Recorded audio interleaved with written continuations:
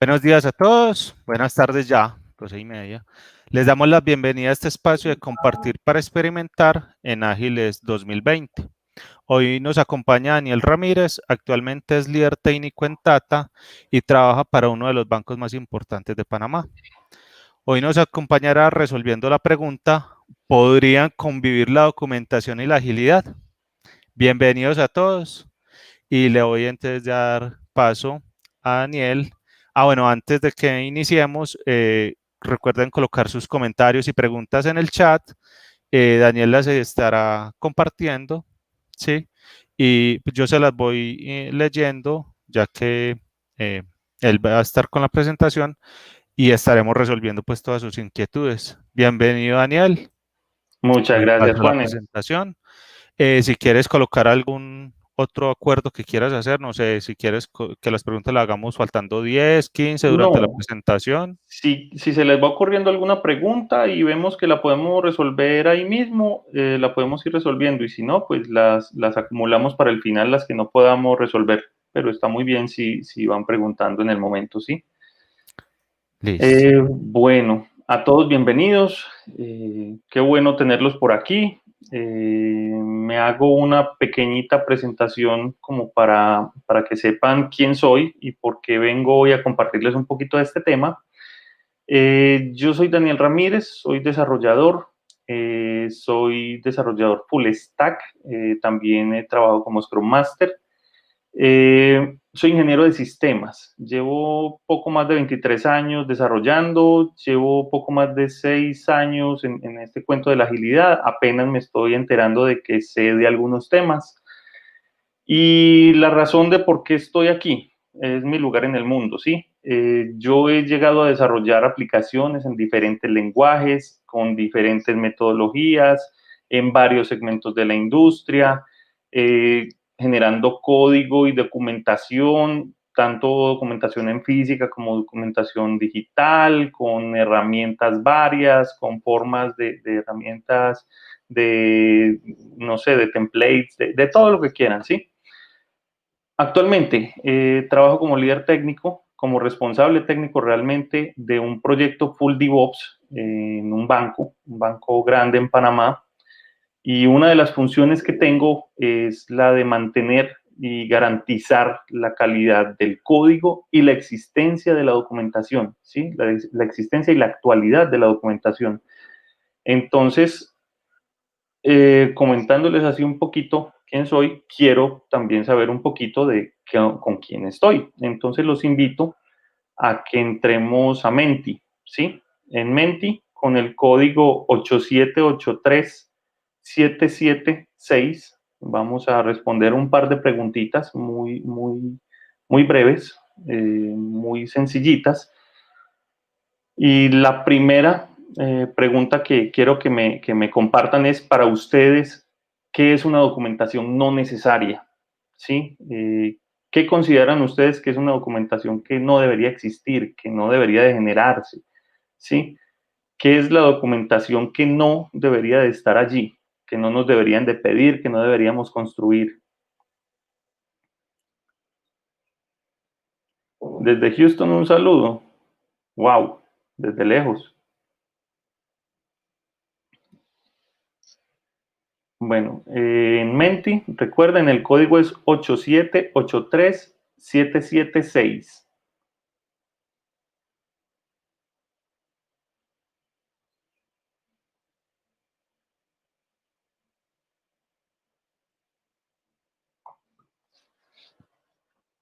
Vale, por aquí tenemos una respuesta que con el proceso, aquella que solo se hace para cumplir, diagramas de clases.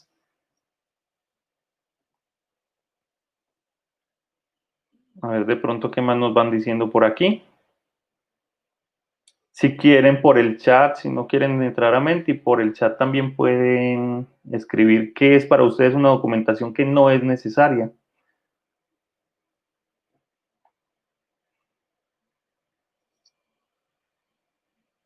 En ocasiones, dentro del desarrollo, me he dado cuenta yo que uno tiene algunos documentos que uno dice, hombre, esto sí les veo sentido.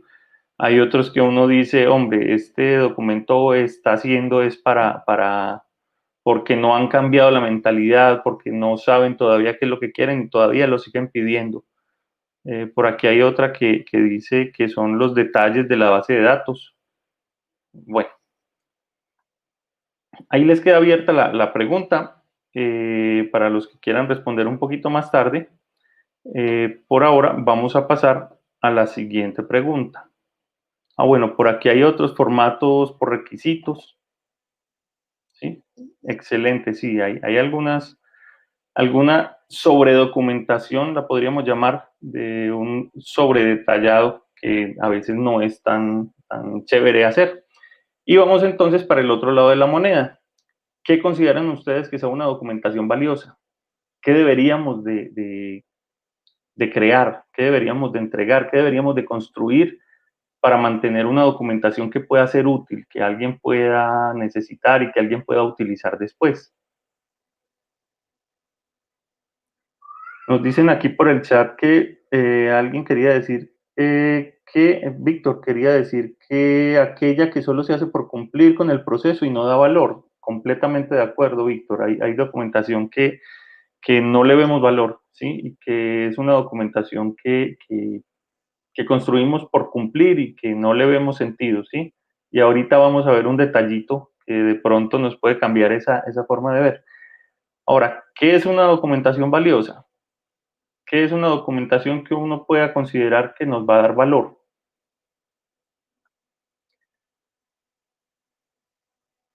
Cuando tenga valiosa documentación, sí. Cuando nos genere valor, sí.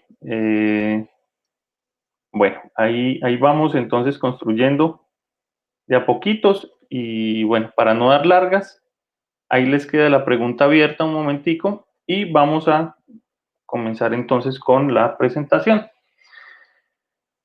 Venimos de un mundo, de un legado de lo que nos dejó Cascada, ¿sí? Y en este legado que nos dejó Cascada teníamos un montón de documentación extensa, documentación exhaustiva.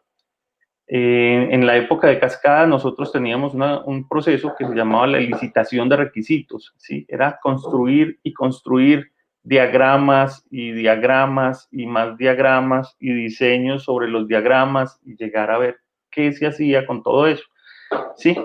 Y resulta que es que en Cascada, para poder tener un soporte legal, teníamos que tener un contrato con todo lo que habíamos diseñado para poder entregar. Entonces teníamos que haber diseñado las pantallas, teníamos que haber diseñado los informes, los archivos, los detalles de la base de datos, cuáles son los campos, cómo se van a llamar, cómo van a funcionar, cuáles son los mensajes que se van a mandar de una parte a otra. Teníamos que documentar absolutamente todo. Y después de que teníamos eso, se firmaba con sangre. ¿Sí? Y no se podía cambiar. Y en caso de que hubiera un cambio, entrábamos entonces en algunos líos legales y teníamos entonces que remediarlos con un otro sí. Y para poder hacer el otro sí, otra vez teníamos que entregar otra cantidad de documentos y diagramas y diseños para poder soportar esa documentación. Entonces, este legado que nos dejó el proceso de licitación desde Cascada, ya hoy día nosotros desde Lean y desde el manifiesto ágil podemos de pronto comenzar a verlo diferente, ¿sí? Y recuerden que lo que nos piden a nosotros desde Lean y desde el manifiesto y desde la agilidad es maximizar el trabajo no realizado. Desde el lado de Lean, Lean nos dice que hay que eliminar los desperdicios, ¿sí? Y hay que decidir lo más tarde posible. ¿Qué quiere decir esto? Quiere decir que lo que no nos va a dar valor, lo que consideremos desperdicio, ni siquiera deberíamos hacerlo. Y si decidimos lo más tarde posible, quiere decir que no vamos a tener de pronto un reproceso, ¿sí? Entonces, si no lo necesitamos, pues no lo hagamos, ¿sí? Si vamos a tener un documento que realmente no se va a necesitar y sabemos que solo se va a hacer por cumplir, pues no es necesario hacerlo y deberíamos de tener conciencia de que nunca se va a utilizar, que no se debería ni siquiera construir. Pero hay algunos documentos que sí son necesarios y que sí se necesita tener y de hecho se necesita tener en etapas tempranas, ¿sí? Hay algunos documentos que no necesitas en el inicio del proceso, pero sí lo necesitas en algún punto del proceso. Entonces ahí es donde nos dicen el just in time, ¿sí? Vamos a documentar cuando ya tengamos todos los insumos y cuando vamos a comenzar, porque hacerlo antes sería generar reprocesos, sería comenzar a cambiar todo lo que ya habíamos hecho y sería volver a volcarnos en un esfuerzo que no necesariamente nos vaya a generar más valor que el que ya hemos generado desde antes. Entonces, vamos a generar todo lo que nos está generando valor, vamos a documentar todo lo que veamos que sea requerido, que podamos llegar a necesitar, ¿sí? Y hay una información que necesitamos desde el inicio, desde las partes tempranas del proyecto, que nos va a facilitar la vida. Por ejemplo, si nosotros desde el inicio sabemos, por ejemplo, cómo se va a ver una interfaz gráfico de la pantalla con la que vamos a interactuar con el cliente, eso nos va a facilitar la vida. ¿Sí? No es lo mismo saber que lo que nos está pidiendo el usuario es que tengamos una pantalla donde a la izquierda se vea una foto y a la derecha se vea un texto con un campo para seleccionar, a que nos digan en la pantalla se debe ver una foto y debe haber un elemento y debe haber un texto y nosotros no sepamos cómo ubicarlo. Porque si nosotros lo ubicamos de una manera y después lo mostramos al cliente, nos van a decir, no, pero es que yo lo quería era para este lado, lo quería con otro tipo de letra y demás. Entonces, todo ese tipo de documentación que nos sirva a nosotros en las etapas en las que estamos desarrollando, nos van a ser útil, ¿sí? Entonces, es bueno tenerlos, nos van a hacer la vida más fácil. Ahora, desde el manifiesto ágil tenemos otra partecita.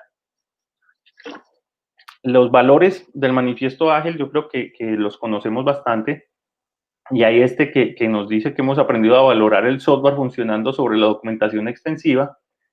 Y esto es, aunque valoramos, esta es la parte de abajo, la que de pronto a veces nos olvida leer, aunque valoramos los elementos de la derecha, valoramos más los de la izquierda.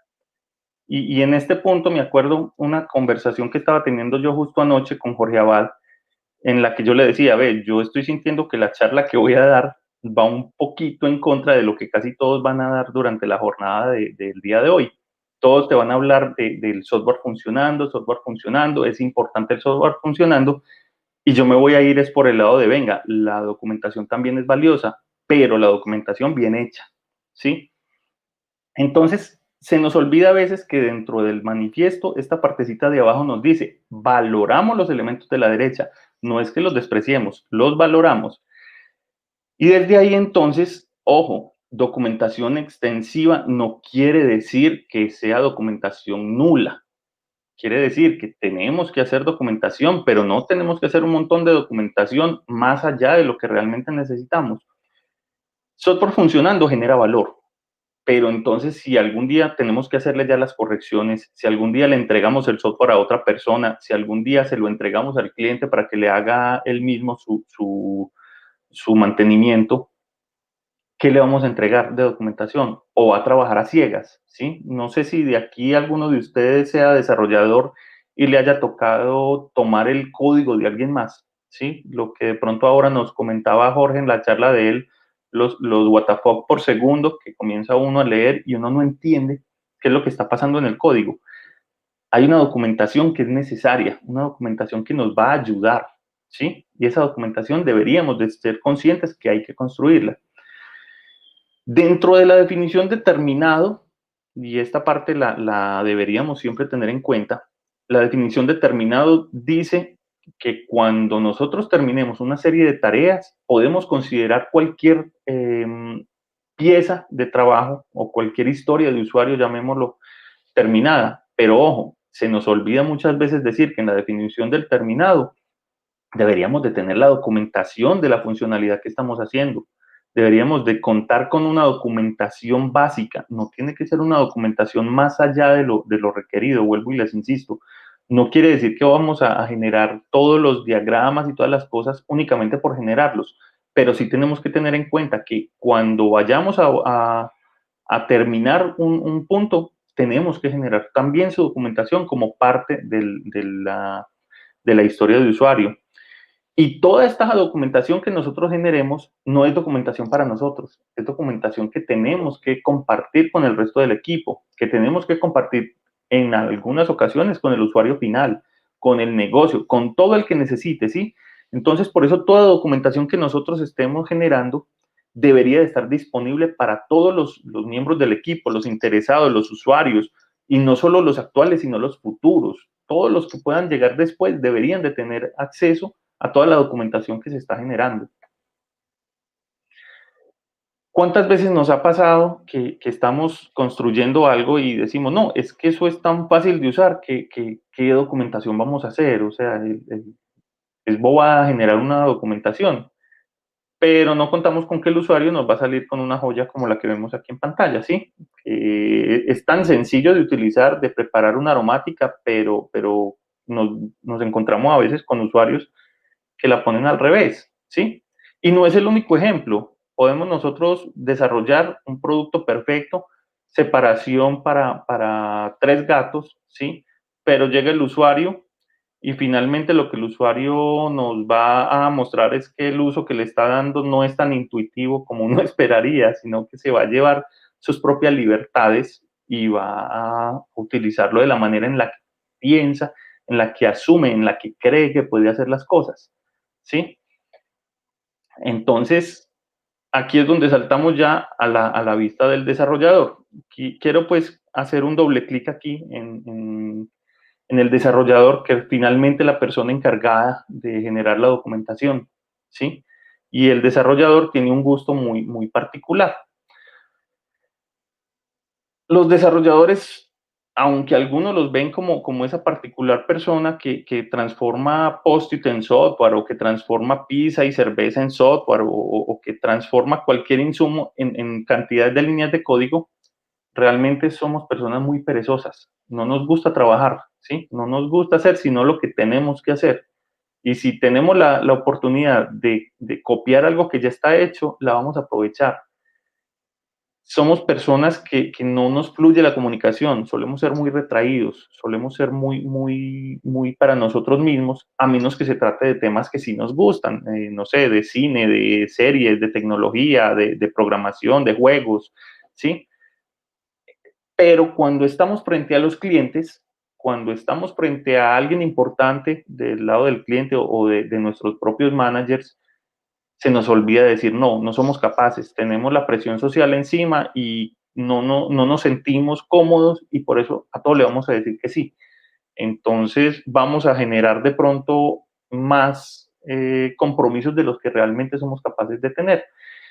Y a la hora de escribir y a la hora de generar una documentación, se nos dificulta mucho escribir en términos que un usuario real, una persona normal, tenga su facilidad de entender, ¿sí? Entonces nosotros, cuando nos ponen a escribir un manual, no sé si ustedes han tenido la oportunidad de tener un manual escrito por un desarrollador, dice, dé clic en la parte derecha donde dice tal cosa, ¿sí? O sea, somos demasiado cuadriculados, no sabemos escribir a nivel de prosa bien escrita, que sea fácil de entender, entonces no nos gusta tampoco escribirlo y no nos gusta documentar. Créanme que de las peores cosas que hay para un desarrollador es que nos digan hay que documentar. Y si ustedes quieren ver a un desarrollador bien aburrido, si ustedes lo quieren castigar, díganle que al final del proyecto tiene que pasar varios días o varias semanas documentando. Eso puede ser la mejor manera para hacer que un desarrollador renuncie, que un desarrollador se vaya, deje todo tirado y diga no más, ¿sí? O sea, no nos gusta documentar. Y si dejamos que la documentación se acumule para hacer al final, eso es un castigo muy grande, ¿sí? ¿Por qué? Porque somos perezosos. No nos gusta hacer sino lo que nos gusta hacer. Y nos gusta es programar. Y nos gusta es tratar los temas nuestros. Y no nos gusta escribir para esos bichos raros que son para nosotros los clientes, los usuarios finales. Entonces aquí saltamos. ¿Qué deberíamos de comenzar a documentar para que no sea todo a la vez, todo al final y que nos aburramos? Entonces, primero vamos a documentar lo que se va a usar, ¿sí? Si lo vamos a utilizar ya, lo documentamos ya, ¿sí? Vamos a generar documentación que nos puede servir como soporte en el desarrollo y en el mantenimiento del producto. Esa es la más importante, la principal, la que tenemos que tener. Porque si no, vamos a tener unas aplicaciones que se nos van a volver insoportables, ¿sí? Cuando una persona entra al equipo y es nuevo y no conoce nada, ¿cómo le vamos a enseñar? ¿Cómo le vamos a mostrar qué tenemos? ¿Cómo le vamos a decir, estas fueron las decisiones que se tomaron durante el proceso y deberías de seguir estos lineamientos? ¿Cómo vamos a hacer cuando le entreguemos la aplicación al equipo de soporte? ¿Cómo van ellos a tener esa conocimiento o esas necesidades de información que requieren para hacerle cualquier soporte a la aplicación? ¿De dónde lo van a sacar? Y no solo hoy, sino mañana, en un mes, en un año, en el momento que sea. ¿Dónde pueden buscar si ya las personas que hicieron el desarrollo no están disponibles? Y cuando se retoma la funcionalidad, a mí en lo personal me ha pasado, ¿sí? Y sé que a cualquier desarrollador le ha pasado, unas semanas, unos meses, unos años después, uno toma un programa y uno no se acuerda qué hay ahí. Entonces, cuando yo retome mi programa, ¿cómo voy a asegurarme de que todo lo que yo sabía en ese momento, que estaba teniendo en cuenta, lo vaya yo a tener en cuenta mi yo del futuro y que sepa que va a seguir los mismos lineamientos que se tenían y que no va a empezar a patinar de pronto porque no se acuerda? ¿Sí? Entonces necesitamos saber cómo vamos a transmitir el conocimiento, cómo vamos a hacer que ese conocimiento permanezca en el tiempo y cómo vamos a hacer que se pueda recordar fácilmente lo que ya se sabía o lo que ya se dominaba. Y muy importante, no nos podemos olvidar de lo que es requerido, ¿sí? Hay cosas que son por legalidad o que el negocio nos exige. Alguna vez me encontré con este mensaje que vemos ahí en pantalla. Lo que ven ahí es un cocodrilo que estaba posando justo para la foto y decía, a los que tienen objetos a los cocodrilos se les solicitará que vayan por ellos. A mí no me parece lógico que uno le vaya a tirar algo a un cocodrilo y menos lógico aún que si yo le tiro algo a un cocodrilo me obliguen a mí bajar hasta allá a quitar las cosas que yo tiré para tomarlo, ¿sí? Pero es algo que es una exigencia, que ya me lo están diciendo, hay que hacerlo, ¿sí? Es algo requerido, es algo que nos van a pedir. Cualquier desarrollador puede irse por la parte de que somos perezosos y decir, no, es que cualquier persona va a llegar y va a ver este commit que yo hice con el comentario y lo va a entender perfectamente y con eso saben muy bien qué es lo que se está haciendo. Pero señores, ¿alguna vez nos habíamos puesto a pensar que los commits que hacemos o que las entregas que hacemos, que los desarrollos que hacemos, no solo lo van a ver desarrolladores? Pensemos que también hay otras personas, por ejemplo, un auditor. Y si un auditor va a entrar y va a ver un comentario de un commit en un repositorio para los que de pronto no saben, un repositorio de código de versionamiento, es una herramienta que nosotros utilizamos para mantener como una fotografía en el tiempo del estado del código, de modo que si en algún momento nos tenemos que devolver hasta el código como estaba en alguna fecha, tengamos la posibilidad de hacerlo sin que se nos dañe, sin que tengamos que batallar mucho con el desarrollo. Entonces, estas herramientas no solo las utilizamos nosotros, también hay otras personas que la pueden utilizar. Finalmente, es una forma de nosotros tener la documentación y la información al alcance de todos en un sitio centralizado. Perdón. Las auditorías, las leyes, los lineamientos, es como cuando lo llama uno a la puerta a la obligación, uno no tiene cómo decirles que no. Entonces, de pronto me he dado cuenta en los años que llevo que algunas aseguradoras nos exigen que los documentos queden sentados en el aseguramiento de calidad. Si no, no pueden hacer un seguro sobre el software que se está vendiendo, no pueden hacer una entrega, no pueden entregarle al cliente, no pueden, no sé, cantidad de cosas, pero si no tenemos un proceso en el que hayamos hecho toda la parte de la calidad y eso no quede documentado, no vamos a poder cumplir con las entregas. Y resulta que todo aquello que no queremos hacer, pero se nos sale de las manos porque nos lo exigen, puede que nosotros no le veamos valor y que digamos, no, me parece una bobada tener que hacer este documento. Pero señores, recordemos que es que yo no soy la única persona que está dentro de este ciclo. ¿sí? Hay otras personas ahí afuera que lo que me están pidiendo sí les genera valor. Por ejemplo, en el área de banca, nos pasa a nosotros que tenemos que generar una documentación que nos parece un poquito redundante y un poquito cansona de generar, pero que desde la superintendencia bancaria, hasta que ellos no tengan esa documentación, no nos van a aceptar a nosotros una salida a producción con una funcionalidad nueva. Entonces, nosotros no le vemos valor, pero a la superbancaria sí se lo ve. Entonces, nosotros estamos en la obligación de generarlo. No es cuestión de que yo quiera, de que yo no le vea el valor, sino que hay que tener conciencia que el flujo de valor va desde nosotros en el desarrollo hasta el cliente y más allá. No solo está hasta el cliente, sino que va también hasta los entes regulatorios, ante toda la parte de las legalidades, de las superintendencias, de revisorías, de auditorías. Hay muchísima gente, hay muchísimos sectores en el mismo espacio y todos estamos pegados del mismo proceso y todos deberíamos de conocer las mismas cosas, ¿sí? Para las empresas que tienen de pronto contacto con la Bolsa de Nueva York, hay unas exigencias especiales y estas exigencias se ven por la ley de Sarbanes-Oxley o lo que se conoce como la ley SOX, ¿sí? Y esta es reglamentaria, ¿sí? Esta no la podemos pasar por encima. Estos son unos controles muy estrictos para evitar el fraude, ¿sí? Tiene que ver con toda la parte financiera, que hay que hacer auditorías para poder llegar a la Bolsa de Nueva York y a otra cantidad pues, de entes. Y esta parte ya se volvió internacional, esta parte ya nos está pidiendo en muchas empresas y en muchísimas partes, ¿sí? ¿Y en qué consiste la parte de los controles SOX, ¿sí? Cuando estamos cotizando en la bolsa. Resulta que esto surgió de que por allá en el año 2001 había una empresa que se llamaba Enron y que cotizaba en la bolsa de Nueva York y estaban súper bien todos. Y ellos decían, tenemos 21.000 empleados y tenemos ingresos de 111.000 millones de dólares en el año 2000.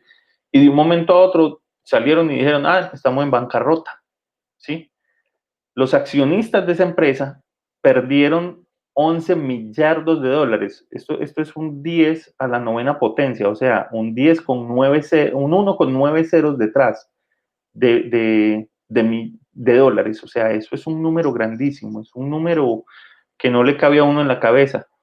Y todo fue porque de alguna manera hacían malversaciones de fondos y no tenían auditoría de cómo lo estaban haciendo. Entonces ellos salían a las reuniones con los accionistas, reuniones con los entes reguladores y les decían, no, sí, vea, nosotros tenemos todos estos movimientos y estamos haciendo esto y estamos invirtiendo y estamos haciendo.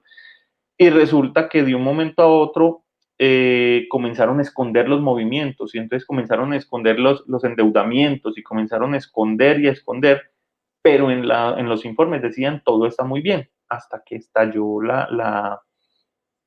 el escándalo de Enron y de ahí entonces salió esta ley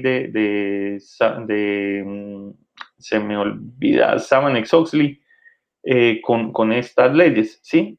Hoy día nosotros la conocemos como controles, ¿sí? En el sector banca, el año pasado pude yo ver que tenían 4 controles de SOX, ¿sí? Y son 4 puntos en los que se hacen controles para poder tener auditoría sobre lo que se está haciendo. En el sector comunicaciones, a inicios de este año, tengo el dato de que se tenían unos 10 controles de SOX, ¿sí?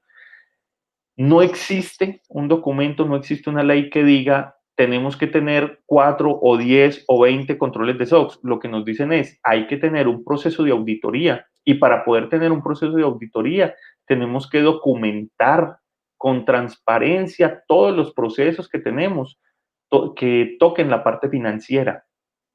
¿Sí? Entonces, ojo, en esta parte miren que hay algo que no necesitaríamos nosotros decir desde el lado de desarrollo, pues ¿para qué necesitan ellos saber si estamos pasando un código que toque una transacción monetaria?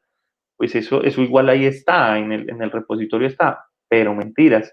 Resulta que para poder nosotros ir a la Bolsa de Nueva York, tenemos que garantizar que estamos cumpliendo con las leyes de SOX y para eso tenemos que generar unas documentaciones, ¿sí? Me pasa a mí en este momento, para poder salir a producción necesitamos unas documentaciones, ¿sí? Y no es documentación al interior de banco, sino que son documentaciones de la superbancaria, ¿sí? Y son documentaciones también a nivel de banco, las otras que tenemos que hacer de seguridad, porque si nosotros no tenemos un buen proceso de seguridad y tenemos una evidencia que tenemos que hacer las cosas y que tenemos las cosas bien cubiertas desde el lado de seguridad, no nos van a dejar salir. Bueno, por aquí nos dice Jorge Abad que hay empresas con más de 20 controles SOX y los utilizan como excusas para todo.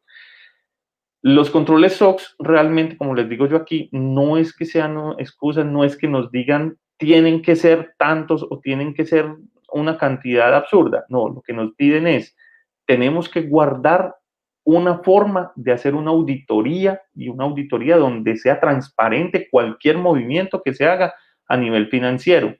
Entonces de aquí nos sale esta frasecita y es que trazabilidad es documentación. Señores, la trazabilidad de los procesos, la trazabilidad de la seguridad, la trazabilidad del desarrollo, todo eso de por sí es documentación. Entonces miren que de pronto no lo habíamos visto así, que tener una trazabilidad ya de por sí nos está generando documentos, ¿sí? Y no estamos generando una documentación larga, un documento de 100 páginas para tener tomando polvo por ahí que nadie lo va a ver. No, es algo que en algún momento nos van a exigir y es algo que hay que cumplir. De aquí entonces paso a darles algunas recomendaciones desde la experiencia, lo que a mí me ha funcionado, lo que he visto que en mis equipos ha funcionado y lo que he visto que algunos compañeros y adjuntos, allegados y demás han tenido que les ha funcionado y les ha funcionado bien y quiero compartirlo con ustedes. Hay una frase de Martin Fowler que dice que cualquier tonto puede escribir código que un ordenador entiende, pero solo los buenos programadores escriben código que los humanos pueden entender, ¿sí? Pues total, el computador es tan bruto que hace todo lo que uno le entregue y es capaz de hacer todo lo que uno lo programe para hacer, pero la persona que está frente al computador, frente a la pantalla, es una persona, es un ser humano y debería de estar en capacidad de entender lo que está viendo en pantalla. Entonces, para la documentación del código, tenemos que pensar que es una lectura para humanos más que para máquinas. Los nombres de variables. A veces, en mis inicios, cuando estaba yo en la universidad, utilizaba mucho las variables X, Y, Z, W, ¿sí? A, B, C, y después uno iba a leer y vení, ¿qué es A? ¿Qué es B? ¿Qué es C? Y le tocaba a uno devolverse para poder entender qué es la variable que estaba uno haciendo. Hoy día el espacio en disco tiene un valor muy bajo, ¿sí? Podemos darnos el lujo de tener variables largas, variables con nombres reales, variables que pueda uno tener y que pueda uno entender, ¿sí? Yo a veces me he encontrado con unas variables que comienzan a poner como code LT BWS. Y uno, bueno, ¿qué es un code LT BWS? Y resulta que es el código de validaciones del sistema de ta. Hombre, no, pongámosle código validación sistema. ¿Sí? Eso no nos vale. Y para la persona que vaya a leer es muy fácil. Y hoy día estamos trabajando con los IDEs, con las partes de los programas que nos ayudan a generar códigos, que nos ayudan a completar los nombres de variables y nos van a ayudar no solo a completarlo, sino a entender qué es lo que estamos haciendo. Por aquí nos dicen que Daniel, conocer el propósito de las cosas. Contame, Juan. ya 10 minuticos para que nos vayamos para la sala Colombia, entonces cerramos con preguntas. Vale, no, déjame ¿Listo? que ya voy a terminar aquí y ya terminamos con las preguntas. El propósito de las cosas, total, si nosotros sabemos cuáles son los propósitos, si nosotros conocemos desde el desarrollador cuáles son los propósitos, le vamos a encontrar valor y para allá vamos. Retomando aquí el código, hay unas prácticas de código limpio de Robert Martin, el Uncle Bob. El hombre nos enseña, vea, hay una forma de tener código limpio, una forma de tener código que no sea complejo, un código que sea fácil de leer, un código que sea fácil de comprender. Y este detalle, las pruebas de desarrollo basado en comportamiento, que son como las que utilizan Cucumber, esas de por sí son documentación, son unas pruebas que se escriben algo así como teniendo una pantalla con un botón, cuando se oprime el botón debería de mostrarse una ventana. Esa parte ya nos está documentando cuál es el funcionamiento que debería de tener la aplicación. Los desarrolladores excelentes son los que logran que cuando se lea el código sea como una historia que se cuenta sola. Y para eso necesitamos saber que estamos escribiendo buen código con buenas nomenclaturas y de una manera limpia. La documentación, para que sea útil, tiene que estar centralizada y tiene que estar disponible. Entonces, hay algunas herramientas que nos permiten que la documentación esté centralizada, como lo son la wikis o algunas nubes o como son bases de datos documentales, ¿sí? Tenemos que tener la documentación que esté en las herramientas que nos permitan un versionamiento y una trazabilidad. ¿Por qué? Porque si el día de mañana alguien borró, deberíamos de estar en capacidad de retomar la versión anterior que teníamos o de saber cómo era o en qué momento cambiaron las cosas. Señores, las fotos de los tableros o las fotos de un cuaderno o las fotos de lo que estemos nosotros conversando son documentación y la podemos adicionar a una wiki, la podemos adicionar a un Excel o a lo que sea, ¿sí? Y eso es parte de la documentación. Si yo le tomé foto a la imagen que estamos viendo ahí, ya esa es una documentación de una pantalla, de un formulario, ¿sí? No tengo que escribir después un montón de prosa porque ya esta foto me está diciendo más de lo que podría yo escribir en prosas. Y tratar de escribirla siempre en términos que sean fáciles, sobre todo para los que recién llegan, los que no saben de qué le estamos hablando, ¿sí?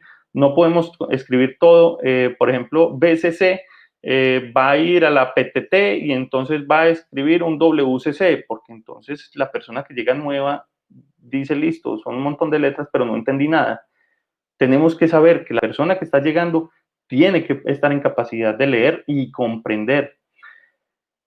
Hay documentos que se construyen solo para acumular polvo. Esos son los que tenemos que evitar. Sí, hay documentos en los que vamos a firmar que únicamente se van a hacer las cosas. Esos son los que tenemos que evitar, no los construyamos. Pero la documentación que es obligatoria, la documentación, así no le encontremos nosotros sentido, esa hay que hacerla y no se puede dejar hasta el final. Hay que hacerla y hay que hacerla rápido. Y recuerden que un buen código de por sí ya es documentación. Un código bien escrito se documenta a sí mismo. Un código con buenos comentarios dentro del código, un código que tenga todas sus variables, es buena documentación y de por sí ya nos está generando documentación. Y esta parte no terminas hasta no terminar, señores. Este sí es el consejo más grande que les doy. Excelente práctica, tener dentro de la definición del terminado la documentación. Tener uno una historia de usuario terminada sin documentar es deuda técnica. Tener uno una historia que no está bien documentada va a ser un dolor de cabeza a futuro. Y eso era lo que quería yo compartir con ustedes. Veo que no hay más preguntas. No sé si quieran compartir alguna pregunta por el chat.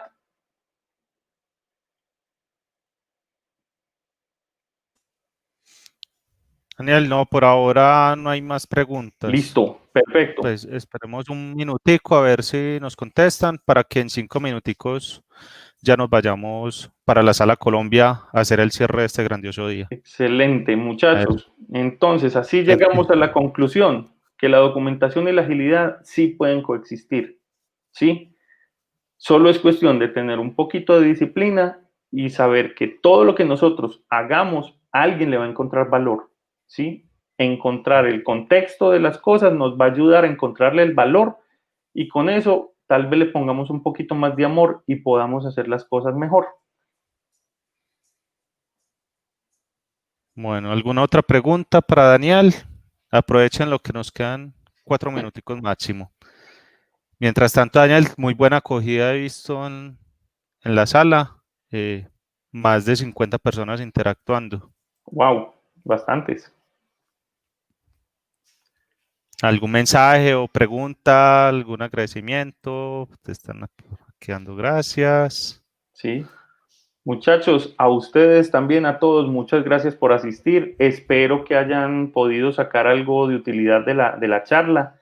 Si quieren dejar algún comentario también en el chat, créanme que lo recibo como feedback y de corazón se los agradezco de una vez.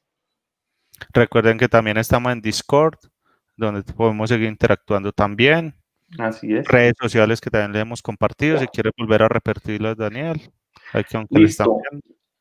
Tengo un blog, de vez en cuando me gusta escribir, me encuentran en agile.nasao.com con doble S. En Twitter me encuentran como @nasao y si quieren de pronto escribirme con alguna duda, alguna pregunta un poquito más en contexto un poquito más privado, está el correo mío, ahí se los pongo, nasao@gmail.com. Aquí te están diciendo un último tema. Creo que el tema de documentación en los equipos de desarrollo es un dolor de muchos. Gracias por compartir desde tu experiencia. Hombre, esa es la idea, que deje de ser un dolor, que podamos entender, que yo creo que cuando uno logra comprender el porqué de las cosas, deja de doler.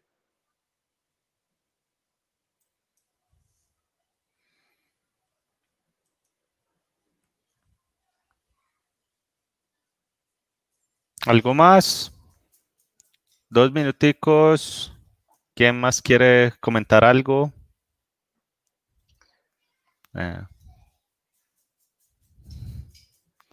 ¿Quién más quiere preguntarle? A ver, aprovechen la última preguntita para Daniel para que hagamos una mini pausa y nos vamos para la sala Colombia. Los esperamos a todos allá.